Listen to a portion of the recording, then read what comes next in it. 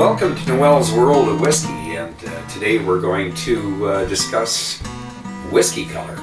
And one of the things that we've seen today is there's going to be more and more distilleries that are going for natural color, especially our craft distilleries, our new craft distilleries all over the world. Very important. They seem to want to tick off all those boxes, make sure that it's natural color, it's non-chill filtered, and we're seeing the ABV getting beefed up. The big conglomerates, they're doing the odd release now. Certainly their cask strengths, they seem to leave them alone. But their standards are still, 40. Maybe you're lucky if you can get a 43%. They're colored and chill filtered. But this is one specific company here that Billy Walker, the famous Billy Walker, who got Glendronach going, basically put it on the map. It became a very famous distillery, made a fortune on it. Smart businessman, very experienced. And when he sold it, him and his partners, they made a pretty good profit. And he got into this distillery, and it was another distillery that had been mothballed, and he's done very well with mothballed distilleries. He gets them up to life again, and he turns them around, and they seem to do very well. In this case, I think what we really want to find out here is we're going to look at the different presentations that he's done while he's owned the distillery. And what I really am focusing on is the guys that have the guts to, they start a distillery and they have the guts to stay with the natural color. Because I'm going to show you something with his whiskeys that I've noticed. And we might as well start right at the beginning here, because we're going to start at the 10. So I'm going to pop these out of the box. And I am a fan of GlenAllachie, and I have been a fan of the 10-year-old. This was one of several 10s that I bought. In fact, one of them, I believe, won. I think it was the San Francisco Awards. One of the World Championships that won there. But they're excellent whiskeys. And this is the cask strength 10. Now, do you see the color in that baby? It's lots of color. And that's only a 10-year-old whiskey, naturally colored, and it's high strength too. So we're looking at a 57.8%. So lots of color to it. Okay, and then we're going to get into the 12, and the 12 has done very well. I think it put GlenAllachie on the map. Again, honest color, and you can tell it's one of my go-tos, and I've had several bottles of this. Excellent whiskey.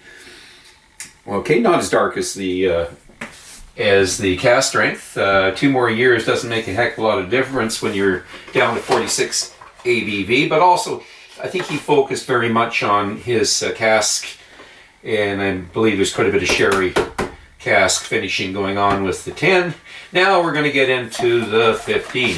And of course with the 15, another one that I kind of like, though I did have it oxidize a bit first before it really got to shine.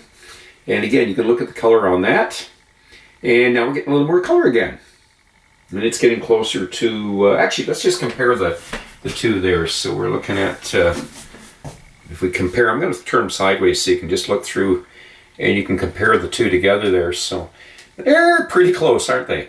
I don't know if the cask is just a slight bit darker, but anyways, I find that the 10 was a winner, 12 was a winner, and the 15 was a winner. But the 15 had to sit for a while. It's done much better, now that it's sat for a while, oxidized a bit, but great whiskey. And then we get into the 18. So the 18, interesting about the 18. What can I say about the 18? It's not quite as dark as I would expect for an 18, but still decent, eh? But not quite as dark. But he doesn't add coloring, and one of the things I admire about Billy Walker, he has no problem, presenting a whiskey as it naturally should be presented. So some of the whiskeys I'm going to show you, I'm going to compare with, and we'll compare color, okay? So 18. So when I look at these, actually let's bring the 15 and the 18 up. Maybe that's going to help us a bit here. So here's the 18, and here's the 15. So we just get a bit of an idea. And I know one's got a little more whiskey in it than the other there, but it gives you a bit of an idea. They're almost the same color, aren't they? Very close. Okay. So we will leave the 18 and the 15. Now what I'm going to do is I'm going to grab, let's take an Annick. And that's the Knockdhu distillery. And we know it's a sherry finished whiskey. And I just want to compare it with, they're both 18s. So let's just take a comparison and just take a peek how our color is, because I think that's a good way to find out. They're both cherry finished. We don't know what casks they're using and all that, but it gives us a chance to kind of compare colors. There we are. And I am now going to take an Arran 18, and we're going to look at an Arran 18 and just compare that.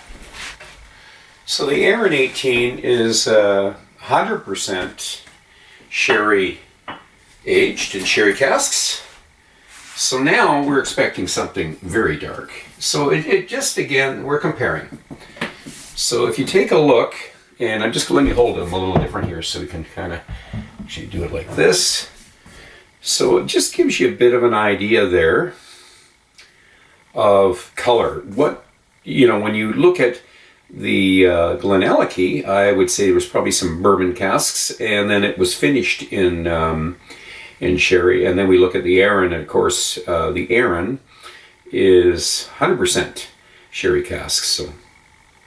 So this is just basically giving us an idea of the whiskey by color. Now there are other ways too to get a little bit of color added to your whiskey from the cask, and of course Dr. James Swan is probably more the fellow that influenced modern aging, finishing with his STR system. And of course, he revolutionized it. And of course, that's shaved, toasted, and recharred. And of course, it also rejuvenated the casks. So again, it does add a little bit of color to the whiskey. But a lot of the, a lot of your char barrels will throw some color into your whiskey.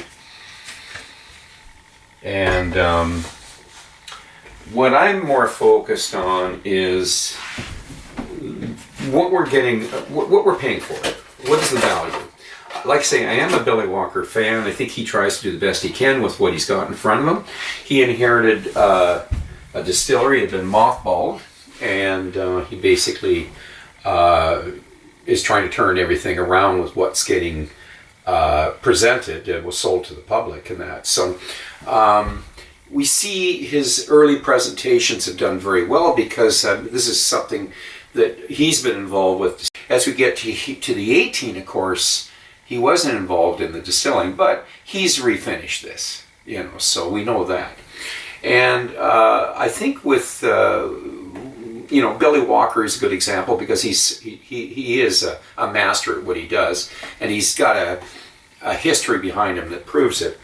But what I use is his presentation as a good example of honest presentation, because it allows us a chance, because it's natural color, to have a little bit of an idea what's inside the bottle before you buy it. You're sitting in a liquor store, you haven't tested it, you've read some reviews, but not all reviews are maybe your palate. So it gives us that opportunity to look at a whiskey, and it's not 100% of what it's going to be. It gives us just one other telltale of what it might be. And when you add that all together, it helps you decide what you're going to purchase, because this is expensive. And we're not going to run out and buy it if we don't know a little bit about it ahead of time. There's a lot of expensive whiskeys out there. So we want to certainly, shop wisely. And I think the other thing that I see today is that there is a change going on. where some people are very bitter toward the big conglomerates, and also that traditionally adding color, which disguises the whiskey. And of course, you know, we know about the chill filtration and upping the ABV a little bit. And we know when you get to 46% ABV, it shouldn't have to be. It should not have to be chill filtered. Though still some of those big conglomerates, Diageo, Brown-Forman, Beam Suntory, and so on, Pernod Ricard. These big companies, Bacardi, have all done it. They've all played around a lot with the coloring, the chill filtration. I'm seeing a few of them starting to up their ABVs, which is good. So basically, that's the conversation, is just trying to understand the whiskey by the telltale signals. When you're in a liquor store, look at the bottle, pull it out of the box and take a look at it. Look at the color. If it says natural color, if they have the guts to leave it natural, it gives you that opportunity to make that decision and know that, well, it's natural colored. What kind of cask influence has it got? And even if, let's say, this 18 is not the best 18 out there, it's not going to be the worst. I can tell you, I look at the color of it, and we also know Billy Walker's behind it. And even if he inherited some bad distillate, and maybe the casks weren't that great that he inherited, he can turn it around a bit. Now, I'm not going to say it's bad distillate. I think that most of the whiskey that was distilled in GlenAllachie was okay. I think it was a lot of the casking wasn't great. And as you know, Jim McEwen, when he took over, him and his partners, Mark Rainey, took over Bruichladdich, they inherited a lot of bum casks. And this has been the history with a lot of people that take over distilleries, is they don't have the best casks when they, especially a mothball distillery. And I'm certain that was part of the problem with this distillery. So recasking helps. Anyways, that's it. That's our discussion, on color and how that can help you with your purchasing, providing it's natural color and it's not color added. So we're going to ask you to drink wisely, drink intelligently, and do not drink and drive. Until the next time, so long.